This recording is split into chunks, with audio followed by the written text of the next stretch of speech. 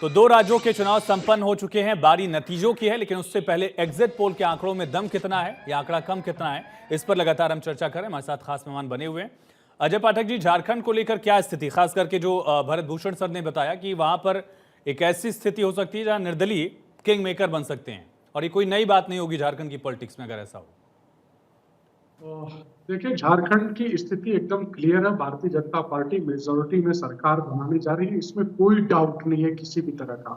जो वहां के स्थानीय मुद्दे थे, जो 5 साल झारखंड में मुक्ति मोर्चा की सरकार चली, वो पूरी तरह से नकारा सरकार थी।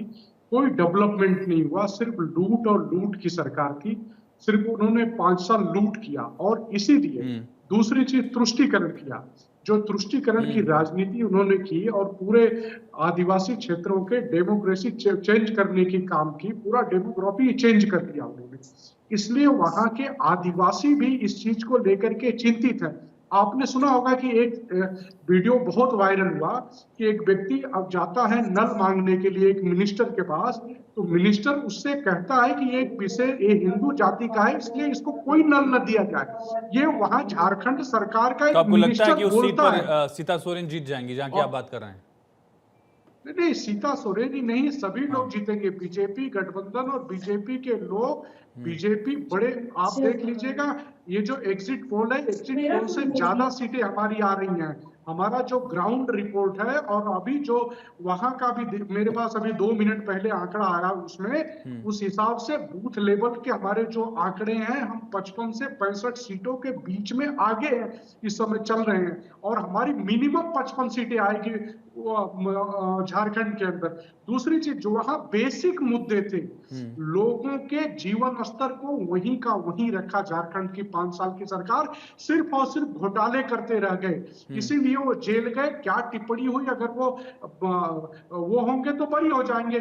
जेल से छूटना किसी अपराधी को ये नहीं है कि उसको सर्टिफिकेट मिल गया कि वो अपराध ही नहीं किया है। बड़े बड़े गुंडे, बदमाश और मर्डर किए हुए लोग भी जेल से छूटते हैं, उनको जमानत मिलती। जमानत मिलने का ये थोड़ी क्राइटेरिया होता है कि उसने कुछ किया ही नहीं है या उसके ऊपर कोई गुनाह ही नहीं है। दूसरी चीज, जहां तक महाराष्ट्र की बात है या झारखंड की बात है, आप ये सोचिए ना कि 2012 के बाद से जितने लोग जेलों में एक विशेष समुदाय के लोग बंद हैं, उनको छोड़ दिया जाए। ये मांग जब उलेमा काउंसिल और उनके लोगों ने किया, तो उसमें महाविकास आघाड़ी और वहां भी लोगों ने उसके स्वीकार करने का काम किया। ये महाराष्ट्र की जनता नहीं, स्वीकार ये हम नहीं करेगी। पहले भी डिस्कस कर चुके हैं और शायद मैं हर चीज से ही डिस्कस कर रहा था। मैं आपसे भी पूछ रहा हूँ कि इसकी जरूरत क्या है विपक्षी अलायंस को, या किसी को जरूरत क्या है? मुस्लिम वोट आपके साथ जाएगा नहीं, ये लगभग एक पैटर्न देखा जा रहा है कि बीजेपी के अगेंस्ट एक वोटिंग पैटर्न मुस्लिमों का दिखा है। उसकी जरूरत क्यों पड़ेगी किसी भी आपके पॉलिटिकल राइवल को? ऑलरेडी उनके पास ही वोट जा रहा है। देखिए, इसका एक तरीका, इन्होंने अभी एक विशेष समुदाय ने क्या किया कि अब वो अपने वोट की सौदेबाजी करने लगे। तो ये सौदेबाजी, जो 17 पॉइंट है, अच्छा, प्री-पोल डील टाइप का आप कह रहे हैं। ये हमारे ग्रिप में है, हम जो चाहेंगे वो होगा, हम जो चाहेंगे वो होगा। इसलिए, और खास तौर से आप एक चीज बताइए, 2012 से जो किसी भी संगीन अपराध में बंद हैं, उनको सबको छोड़ दिया जाएगा। महाविकास आघाड़ी ने उस पर एग्री किया कि हाँ, हम छोड़ेंगे। इंटरनल एक रिपोर्ट है कि इन्होंने उस पर एग्री किया, चलिए हम उसको छोड़ देंगे। ठीक, अब मुद्दों वाली बात तो अब हो ही गई, अब तो एनालिसिस वाला पहलू आ गया। मैं जी लौटता हूं, हमारे सहयोगी मुंबई से सत्यप्रकाश सोनी लाइव जुड़ चुके हैं। सत्यप्रकाश, आपने भी लगातार पूरा इलेक्शन कैंपेन जो है कवर किया, 1.5-2 महीने तक लगातार हर रैलियों को आपने देखा महाराष्ट्र में। आपका अपना आंकड़ा क्या है? एग्जिट पोल का आंकड़ा हम दिखा रहे हैं, अगर आपको लगे कुछ और फिगर है, और सबसे बड़ा फैक्टर क्या रहा अगर एग्जिट पोल वाले नतीजे के दिन भी दिखते हैं आंकड़े?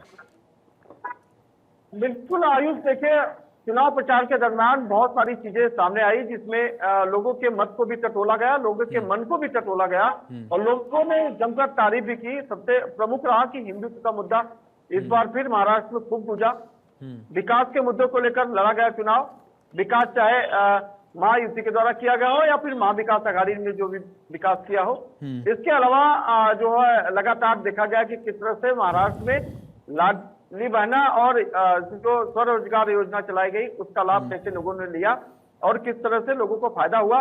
लाडली बहना सबसे बड़ा एक फैक्टर है इस बार चुनाव में, और इसका जमकर तारीफ भी हो रही है। लाडकी बहना ने जमकर साथ और सौहार्द भी दिया है महाराष्ट्र की जनता को और महाराष्ट्र के जो वर्तमान सरकार है देवेंद्र फडणवीस की अगर बात किया जाए तो लगातार वह कोशिश करते रहे कि ज्यादा से ज्यादा वोट बैंक जो है महायुति की तरफ कैसे मोड़ा जाए।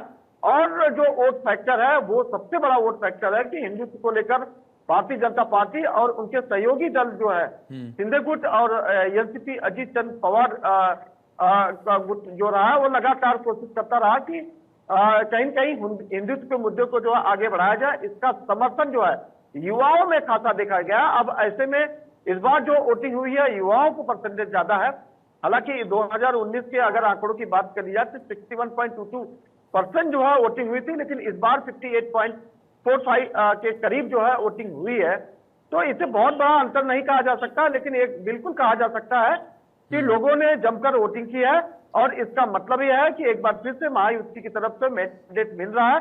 हालांकि जो एग्जिट पोल आ रहा है वह भी करीब करीब जो है ये बता रहे हैं कि महायुति जो सरकार है, महायुति जो गठबंधन है उसे मैंडेट दिया जा रहा है और जनता का साथ और समर्थन दोनों दिया जा रहा है, जिसमें सबसे जो फैक्टर आयुष, लाडकी बहना, देश का विकास, महाराष्ट्र का विकास, महाराष्ट्र में हो रहे लगातार विकास और जो विजन महाराष्ट्र की सरकार ने दिया है, भारतीय जनता पार्टी ने दिया है और केंद्र सरकार ने जो महाराष्ट्र का विजन दिया है उस विजन को देखते हुए लोगों ने माना है कि शायद आने वाले समय में एक बार फिर से अगर महायुति को मौका दिया जाता है तो महायुति कुछ और अच्छा कर सकती है। तो ये अनुमान बिल्कुल सटीक बैठ रहा है कि एक बार फिर से महायुति की सरकार की वापसी हो सकती है। ठीक है हर्ष, लेकिन देखा जाए हर्ष जी, अगर खास करके महाराष्ट्र को लेकर अगर अजय जी का आंकड़ा दिखे या जो हम एग्जिट पोल में आकलन हम लगा रहे हैं वो आंकड़ा दिखता है, कुछ भी आंकड़ा अगर बीजेपी के पक्ष में रहता है तो मुख्यमंत्री कौन बनेगा और क्या स्ट्राइक रेट के हिसाब से ही तय होगा या कोई और फैक्टर भी हो सकता है?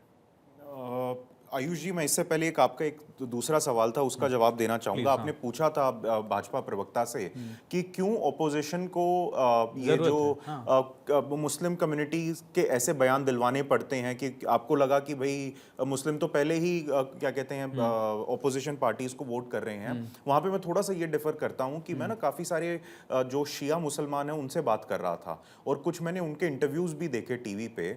आप ये पाएंगे कि काफी बड़ी संख्या में शिया मुसलमान और पसमंदा मुसलमान अब भाजपा को वोट करने लगे हो सकता है एक फैक्टर, लेकिन जो पोस्ट लोकसभा इलेक्शन एनालिसिस मैंने पढ़ी या बात की लोगों से, कई ऐसे जगह हैं जहां बीजेपी अल्पसंख्यक मोर्चा के नेता कार्यकर्ता थे और जितने नेता कार्यकर्ता थे उतना वोट भी उस वोट भी नहीं मिला। वो बिल्कुल ठीक है, ये भी एक फैक्टर, वो फियर मॉन्गरिंग है। क्योंकि आप ये समझिए क्योंकि ऑपोजिशन को ये लगता है कि अगर देखिए मुसलमान वोट भी भाजपा की तरफ चला गया तो उनके पास बचेगा क्या। तो ये फियर मॉन्गरिंग जरूरी हो जाती है उनकी तरफ से कि वो ऐसे मुसलमानों में से नेता निकाल के लेके आते हैं जो इस तरीके के ऊटपटांग बयान देते हैं जिससे पोलराइजेशन होता है।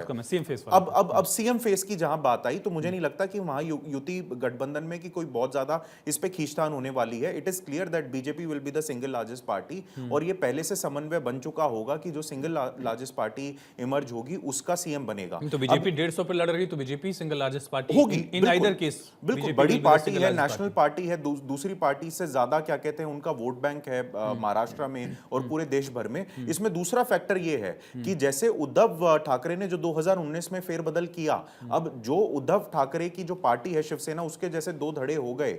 अब वो उद्धव शिवसेना तो अपने एग्जिस्टेंस के लिए अब लड़ रही है क्योंकि उनका कोर वोट बैंक जा चुका है। मुसलमान आज उन्हें वोट कर रहा है बीजेपी के खिलाफ। क्या उसका क्या प्रूफ है कि भाई क्या संभावना है कि वो अगले इलेक्शन में भी मुसलमान उनके साथ रहेगा या नहीं रहेगा। तो कोई भी पार्टी वो चीज अब फेरबदल करने की स्थिति में नहीं है कि बीजेपी छोड़ डर होगा कि अपना वोट बैंक खसक न जाए। बिल्कुल